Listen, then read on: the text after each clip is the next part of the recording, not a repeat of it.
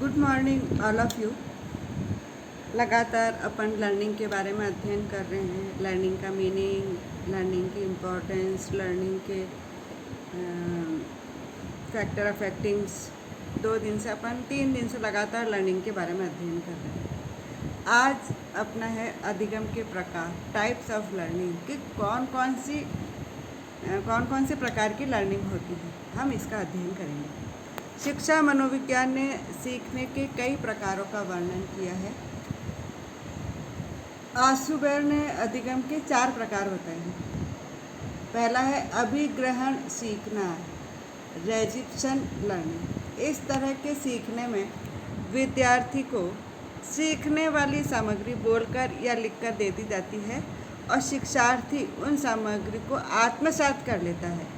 अधिकतर शिक्षक यही समझते हैं कि अभिग्रहण सीखना मात्र रटकर ही किया जा सकता है, परंतु आशुबेर ने स्पष्ट कर दिया है कि रटकर भी हो सकता है तथा समझकर भी हो सकता है। उदाहरण के लिए, जब हम हिंदी की कविताएं कक्षा में पढ़ाते हैं तो जो कविता हम पढ़ाते हैं उसकी हम फोटोकॉपी करके बच्चों को दे देते हैं, या फिर अगर उसकी बुक में है तो बच्चों को उस कविता को निकालने के लिए बोलते हैं कि वो वाली कविता निकालो, और फिर उनको ज़ोर ज़ोर से बोलने के लिए कहते हैं। वो रेजिटेशन करते हैं, जैसे बच्चे पोएम नहीं बोलते हैं, उसी तरीके से जब वो बोलते हैं तो बोल बोल के जब करते हैं तो वो उसको आत्मसात कर लेते हैं, और इस प्रकार आत्मसात करने वाली क्रिया को हम अभिग्रहण सीखना कहते हैं।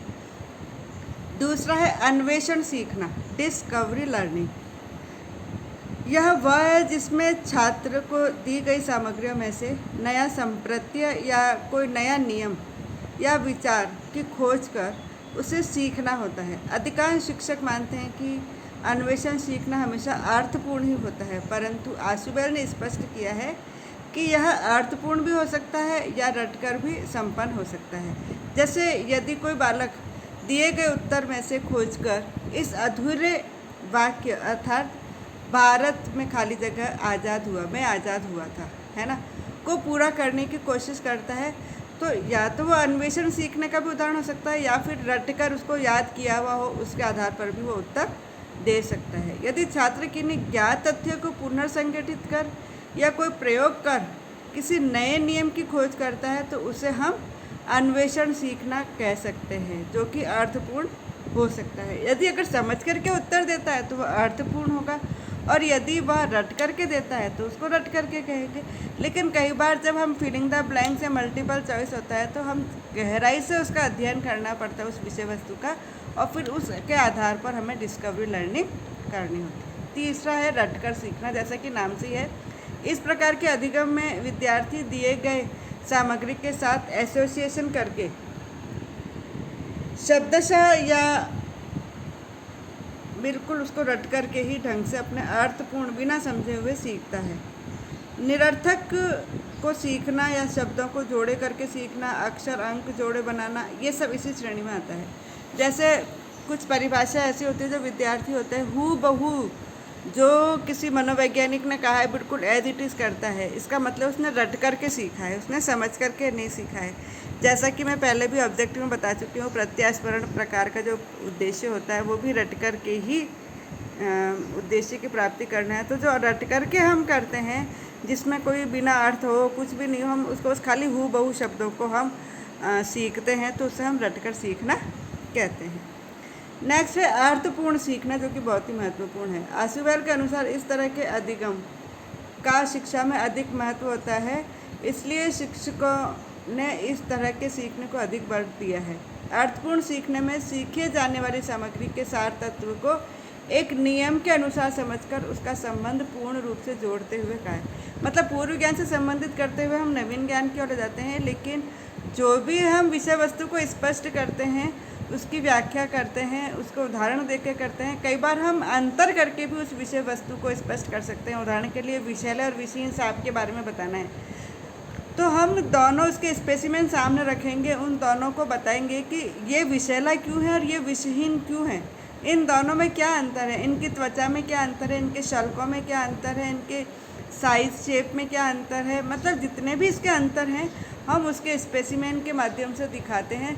जब हम किसी का अंतर करके सिखाते हैं, वर्गीकरण करके सिखाते हैं, तुलना करके तो वो जो अधिगम होगा वह अर्थपूर्ण अधिगम होगा। इसके अतिरिक्त दो प्रकार के अन्य अधिगम और है, औपचारिक और अनौपचारिक। जैसा कि नाम से ही है, शिक्षा मनोवैज्ञानिकों ने औपचारिक और अनौपचारिक अधिगम के स्थान और महत्व पर प्रकाश डाला है। औपचारिक अधिगम से तात्पर्य ऐसा अधिगम जिसमें विद्यार्थी किसी अनुशासनात्मक वातावरण में कुछ विशेष नियमों एवं सिद्धांतों के अनुरूप किसी कौशल को सीखते हैं। जैसे कक्षा में शिक्षक की उपस्थिति में विद्यार्थियों द्वारा सीखा गया कौशल औपचारिक अधिगम कहलाता है। यानी हम कक्ष में जो भी सिखाते हैं, चाहे विषय वस्तु से संबंधित हो, चाहे किसी भी अन्य से संबंधित हो, जो हमारे कक्ष में अंतःक्रिया होती है वो औपचारिक अधिगम होता है। आशुबैर ने औपचारिक अधिगम को दो भागों में बांटा है। एक तो कक्ष अधिगम, इसका तात्पर्य स्कूल या कॉलेज में जो छात्र द्वारा कक्षा में शिक्षक की सहायता से ग्रहण किया गया कौशल होता है। इस तरह के अधिगम में स्कूल, शिक्षक, टेक्स्ट बुक, ये अन्य सामग्रियाँ, इन सब की भूमिका होती है। शिक्षक छात्रों को कक्षा में शिक्षा देने के लिए एक विशेष सिलेबस तैयार करता है और उसी के अनुरूप छात्रों को कौशल सिखाते हैं। इससे छात्रों का चिंतन स्तर, तर्क शक्ति का विकास होता है। वही है कि सिलेबस को लेकर के जब हम कक्ष में शिक्षक और शिक्षार्थी के मध्य अंतःक्रिया होती है तो उसे हम कक्ष औपचारिक अधिगम कहते हैं। दूसरा है क्षेत्र अधिगम। इस प्रकार के अधिगम में छात्र किसी क्षेत्र में, किसी खेल मैदान में विशेष अधिकारी जैसे शिक्षक या अन्य विशेषज्ञ की मदद से कौशल सीखते हैं। अक्सर छात्रों को स्कूल में खेल के मैदान में कुछ विशेष तरह की शिक्षा दी जाती है जिसका मूल उद्देश्य कक्षा शिक्षण से कौशल का विकास करना है। फिजिकल एजुकेशन में ऐसे अधिगम का महत्व है। इसके साथ साथ साइंस क्लब है, हम साइंस क्लब के माध्यम से भी कॉन्सेप्ट क्लियर कर सकते हैं। एग्जीबिशन है, साइंस की एग्जीबिशन है या जिससे भी संबंधित एग्जीबिशन है उससे संबंधित है। अब जैसे वाटर सप्लाई है, तो वाटर सप्लाई कैसे होता है, ये हमारे सिलेबस में तो है कि पानी का वितरण कैसे होता है, लेकिन अगर हम वाटर वर्क्स जा कर के बच्चों को हूबहू इस प्रोसेस को दिखाएंगे तो वो क्षेत्र अधिगम कहलाएगा। ये दोनों हो गए औपचारिक अधिगम। अब है अनौपचारिक अधिगम। इससे तात्पर्य है कि जिससे छात्र किसी कौशल को किसी विशेषज्ञ से नहीं सीखते हैं, बाह्य वातावरण से सीखते हैं। जैसे बच्चे अपने साथी समूह से है कुछ अंतःक्रिया करते हुए कौशल को सीख लेते हैं। अनौपचारिक अधिगम को भी निम्न भागों में बांटा है। जैसे माता पिता द्वारा दी गई शिक्षा। परिवार प्रथम पाठशाला है। जब बच्चे शिक्षित होते हैं, माता पिता बच्चों को उम्र के अनुसार शिक्षा देते हैं। बच्चों को अपने से बड़े बराबर छोटों से किसी न किसी रूप में अंतःक्रिया की जाती है और बच्चे उनसे नैतिक शिक्षा सीखते हैं। और नैतिक शिक्षा परिवार से ही आरंभ होती है। परिवार के वातावरण से जो भी सीखता है वह अनौपचारिक अधिगम होता है। दूसरा है पास पड़ोस। बच्चे अपने आस पड़ोस के साथ भी अंतःक्रिया करके भी सीखते हैं। जैसे व्यवहार वो करता है वैसे ही उसका अनुकरण करके सीखता है।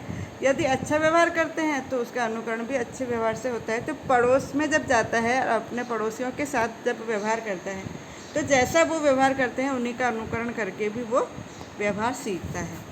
फिर है साथी के समूह के द्वारा। ये सबसे महत्वपूर्ण है क्योंकि जब बाल्यावस्था के बाद बच्चा विद्यालय जाना प्रारंभ करता है तो सबसे पहले वह अपना मित्र मंडल बनाता है, अपने साथी बनाता है और उससे बहुत ज़्यादा प्रभावित होता है। बाल्यावस्था के बाद साथी समूह का प्रभाव बच्चे पर अधिक रहता है। कई बार अपने साथियों के कारण माता पिता से भी विरोध कर जाते हैं। अतः साथियों के साथ खेल के माध्यम से विभिन्न विषयों को सीखते हैं। कभी ग्रुप में देखो, पीयर ग्रुप में जब वो अपना व्यवहार करता है तो पीयर ग्रुप के जो साथी होते हैं, पीयर ग्रुप में मतलब जो उनके साथी समूह है, जैसा व्यवहार करते हैं वो भी वैसे ही करना सीखता है। जब घर आकर के करते हैं तो वो कहते भी हैं कि मेरे फलाना साथी ने ऐसा व्यवहार किया, मेरे फलाना। अगर अच्छा व्यवहार है तो अच्छी बात है। जैसे कई बार क्या होता है कि बच्चे खाना नहीं खाते अपने टिफ़िन, तो ऐसी स्थिति में स्कूल में क्या व्यवस्था होती है, अपने पीयर ग्रुप के साथ खाओ। तो जब वो अपने साथी समूह के साथ खाते हैं तो वो खाना सीख जाते हैं। तो कहने का मतलब है कि अनौपचारिक तरीके से माता पिता से भी है, पास पड़ोस से भी है, साथियों के समूह से भी सीखते हैं। इस प्रकार अधिगम के कई प्रकार हैं जिसके माध्यम से बच्चा सीखता है और आगे बढ़ने का प्रयास करता है और वह यह मानता है कि जो भी उसके व्यवहार में परिवर्तन होता है, चाहे सकारात्मक हो चाहे नकारात्मक हो, लेकिन शिक्षक का यह दायित्व है कि विद्यार्थियों में सकारात्मक तरीके से व्यवहार में परिवर्तन किया जाए और इस प्रकार से अधिगम कराया जाए कि जो भी ज्ञान प्राप्त हो वो स्थायी ज्ञान हो और वह आगे बढ़ सके।